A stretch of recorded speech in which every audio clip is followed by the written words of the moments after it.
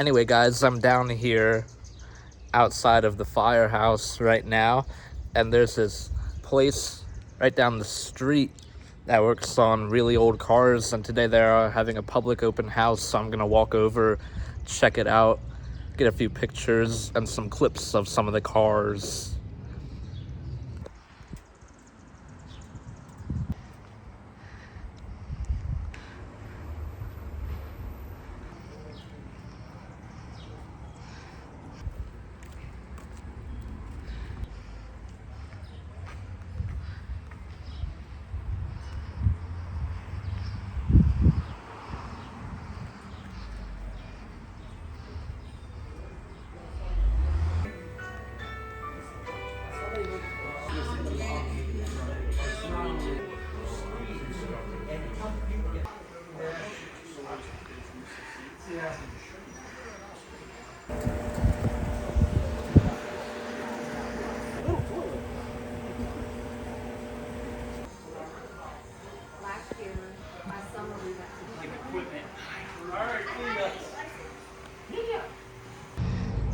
This Jaguar F-Type also just pulled up.